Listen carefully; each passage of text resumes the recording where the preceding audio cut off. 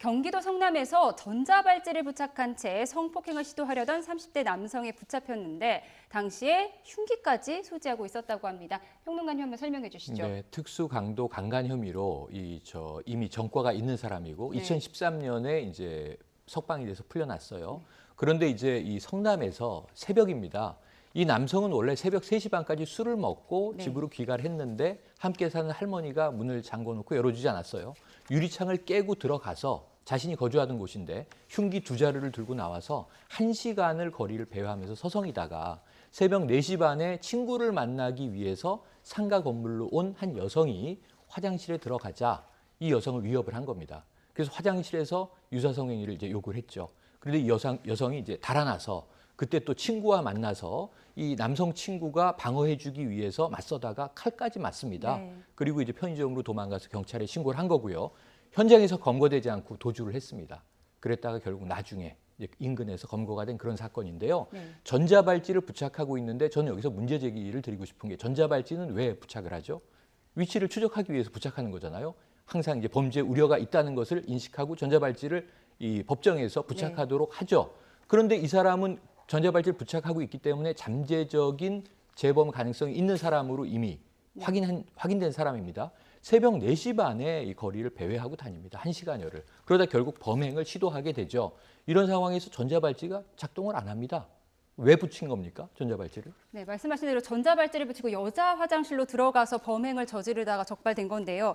이 전자발찌를 끊고 달아나서 성범죄를 저지른 경우도 있었고요. 있었죠. 마찬가지로 또 전자발찌를 부착한 채 범죄를 저지른 경우도 있었는데 이 효용성에 대한 지적이 나올 수밖에 없는데요. 어떻게 보십니까? 그 전자발찌를 부착하는 그 취지 자체는 그 일정한 그 압박감을 줄 뿐이 아니고 그 시간적인 또는 장소적인 그 이전하는 거를 모니터링을 통해서 파악을 하고 위험한 상황에서 보호관찰관이 출동을 해서 이걸 막는다 이런 그 제도적인 취지를 갖고 있지만 근데 실제적으로 보호관찰관이 모든 것을 다 모니터하는 데는 분명히 그 한계가 있기 때문에 이것이 계속 이제 빈발하고 있는 것이고요.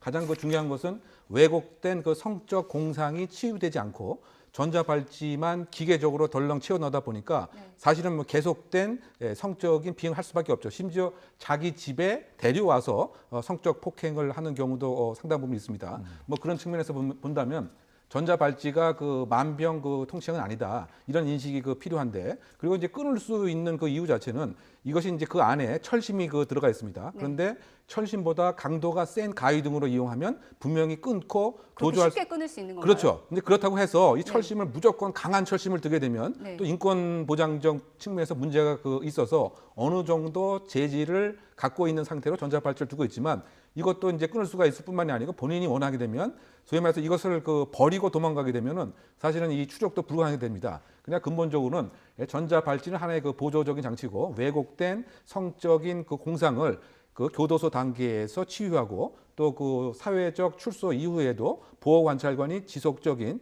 이와 같은 왜곡된 범행의 성행을 교화, 개선하는 이런 노력도 병행이 필요한 시점이 아닌가 보입니다. 네.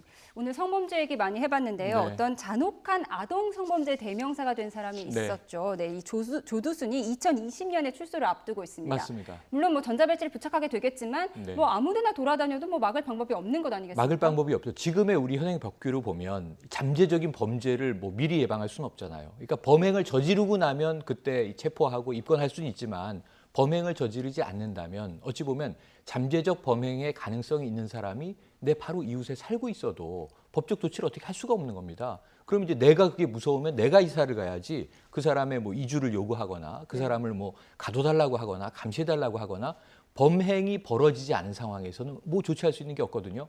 그럼 이제 잠재적인 심리적 공포심을 가지고 그 공동체는 살아가야 된다는 얘기가 되는 거예요. 그래서 이런 부분에 대해서는 첫 번째로는 형량 자체가 낮았다는 것에 대한 국민적 공분이 여전히 남아있고요. 너무 빨리 나오는 것 같다는 2020년에 이 사람이 출소를 한다? 아니 벌써? 이런 이제 얘기를 하는 시민들이 많고 지금 이 시간에도 실시간 검색어로 그 이름이 떠 있습니다. 그리고 전자발찌를 부착시키니까 안심하세요, 시민 여러분.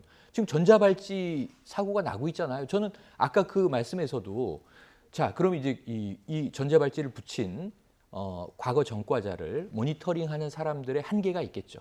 그래서 예를 들면 24시간을 쫓아다닐 수도 없는 이 사람들은 것이니까. 뭐 9시부터 6시까지 근무합니다. 범죄는 주로 언제 벌어지나요?